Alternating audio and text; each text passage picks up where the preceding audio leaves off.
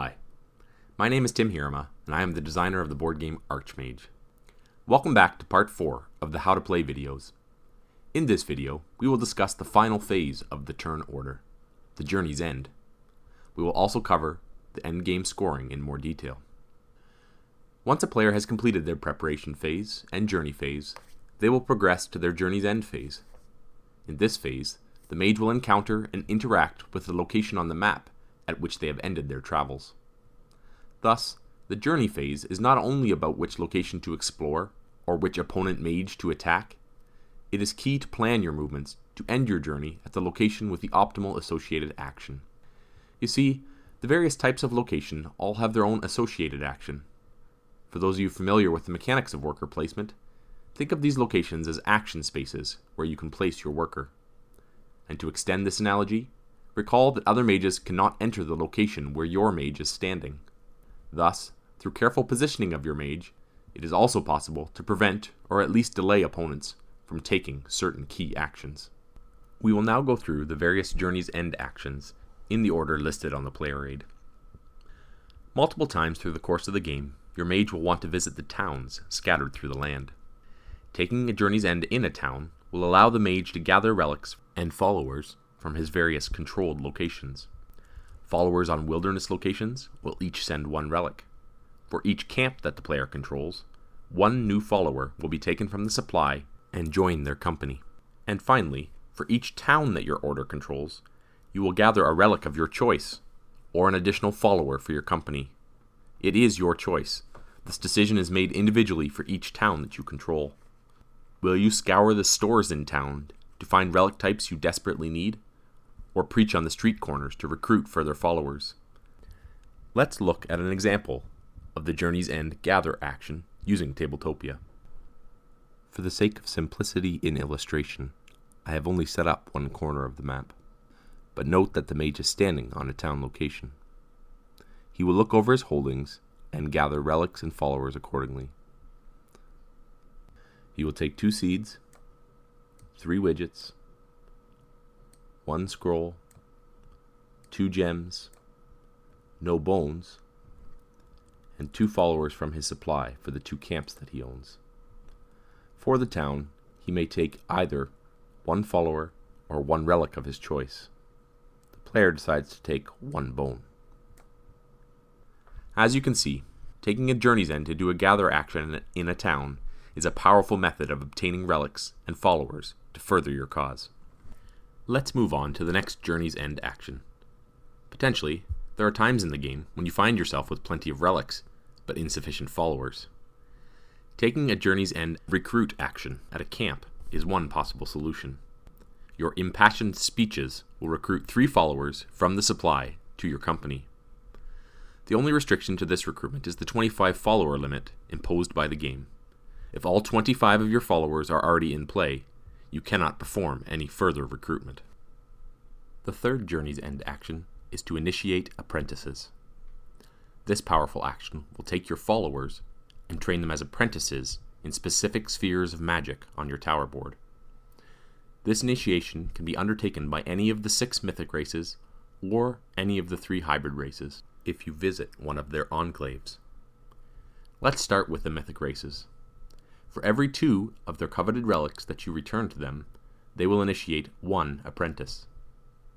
As each of the relic shelves in your tower can hold a maximum of 6 relics, a single journey's end action in a mythic race enclave will allow you to initiate a maximum of 3 apprentices. Similarly, the hybrid races can also initiate apprentices. They covet 2 types of relics and have knowledge of 2 different spheres of magic. However, because they are not as adept in performing this magic, each journey's end action will only allow them to initiate 1 apprentice in each of the 2 spheres. This is a strict limit. The mage cannot choose to train 2 apprentices in a single sphere. The hybrid races will not train more than 1 in each, even if the visiting mage has more relics to trade. And, don't forget, taking the initiate apprentices action will result in the presence of new apprentices on your tower board. This will potentially add a new spell to your spellbook during the update and refresh spellbook step in the preparation phase at the start of your next turn. The final type of location where a player might take a journey's end action is a wilderness tile. There are two possible actions that a player may choose. The first is to place wards of protection. These wards were previously mentioned in part 3 of the How to Play video when discussing the attack option of the journey phase. They add a layer of additional defense when an opposing mage wants to take control of one of your locations. It will cost 1 movement point to remove the ward token off of a location before an opponent is allowed to attack your follower. The journey's end action to place wards allows the player to add a ward of protection to their current location and onto any adjacent wilderness locations that they already control. There are 2 restrictions to this process. First, any single wilderness location cannot contain more than 1 ward of protection. Second, towns and camp locations cannot contain wards of protection. There is too much human traffic here to effectively set and maintain a ward. The second possible journey's end action that can be undertaken at a wilderness location is to build your mage tower. The specific location and timing of the construction must be carefully considered, as each player will do this action only once per game. To build your mage tower, your mage must currently be standing on a vacant wilderness location or a location that you already control. Simply take the tower meeple from your supply and place it on the location where your mage is currently standing. Any previously placed ward of protection on this location can be returned to the supply, and any previously placed follower can be returned to your company. They will no longer be required to demonstrate control. Your tower will suffice. Once it is built, the tower cannot be moved or destroyed. Recall that other players cannot even enter the location where your mage tower is standing. It will exert permanent control over your chosen build site. This awesome display of might is also enough for your surrounding followers to take notice. Immediately gather 1 relic from each surrounding wilderness location that you control, as well as a relic corresponding to the chosen location of your tower. This is a one-time bonus at the time of construction. Taking further actions in your tower will not cause a repeat of this bonus. During the turn in which it is constructed, and in any subsequent turn when he ends his journey in the tower, a player may also perform the journey's end action associated with the mage tower. This is the initiate and/or promote apprentices action. First, if they have sufficient relics, a mage may use them to personally initiate an apprentice into any one sphere of magic of his choosing. This demonstration and teaching process consumes 2 relics of the corresponding type, making it an identical process to any single initiation at a mythic race or hybrid race enclave. Second, while spending time at his tower, the mage will supervise the dueling of rival apprentices for the privilege of promotion. Any 2 apprentices in adjacent spell areas of the same rank can be brought together to duel.